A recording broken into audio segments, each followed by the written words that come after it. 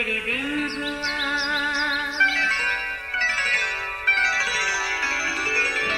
نیا پھر دن ہوا، پرانی رات کا کرے سو شکر ہم خدا کی ذات کا، خدا کی ذات کا نیا پھر دن ہوا۔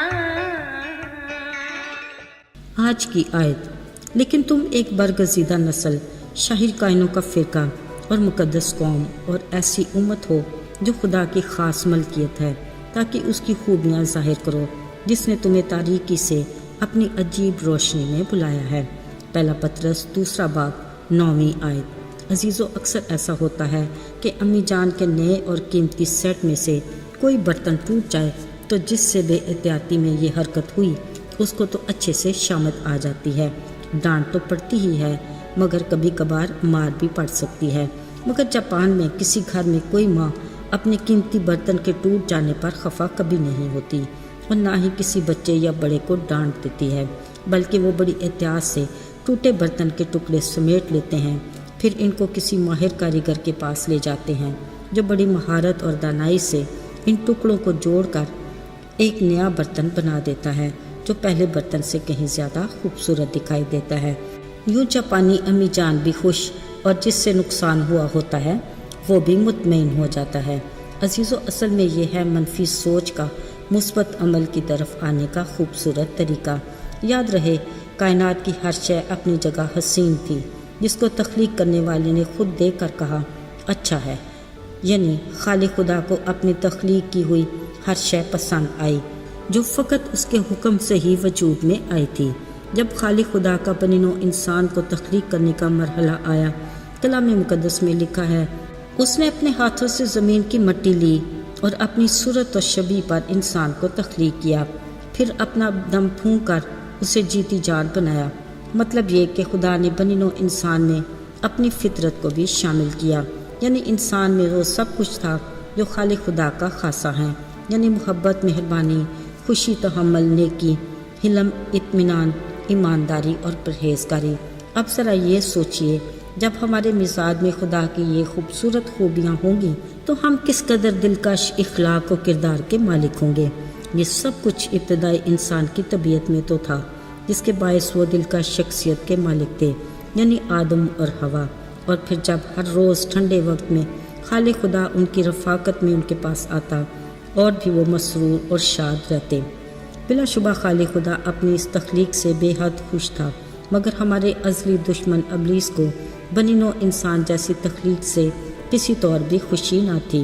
پھر خالق خدا سے رفاقتوں سے ایک آنکھ نہ بھاتی، سو اس نے خدا کی خوبیوں سے سجے خالق کی رفاقت میں جڑے انسان کو توڑنے کا منصوبہ بنا لیا، پھر موقع ملتے ہی اپنا وار کر دیا۔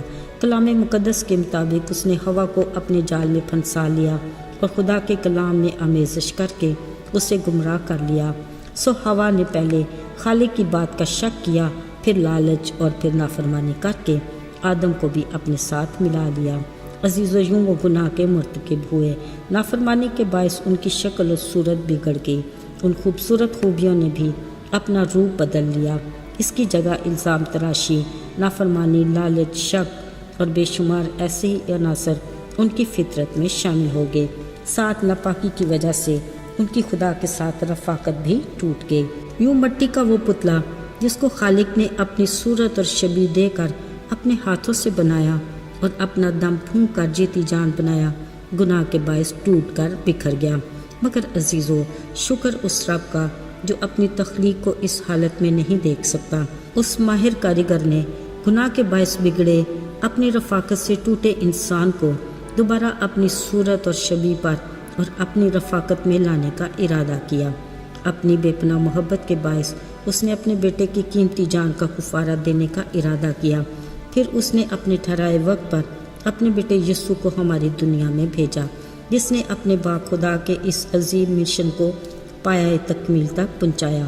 خالق خدا نے اپنے بیٹے کے قیمتی لہو سے ہمیں پاک کیا اور جان کی قربانی کی بدولت گناہ کے مرض کا شکار بگڑے انسان کو پھر سے سنوارا، اور ہم میں اپنے روح کو ایسا بسایا اور اپنی خوبیوں یعنی محبت، خوشی، اطمینان، مہربانی، تحمل، حلم، نیکی، ایمانداری، پرہیزگاری سے ہمارے اخلاق و کردار کو خوبصورت بنایا۔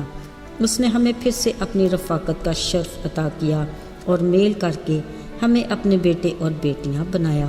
خدا کا کلام ان باتوں کی تصدیق کرتے آگاہ کرتا ہے اور یوں کہتا ہے کہ تم ایک برگزیدہ نسل، شاہی کائنوں کا فرقہ، مقدس قوم اور ایسی امت ہو جو خدا کی خاص ملکیت ہے، تاکہ اس کی خوبیاں ظاہر کرو جس نے تمہیں تاریکی سے اپنی عجیب روشنی میں بلایا ہے۔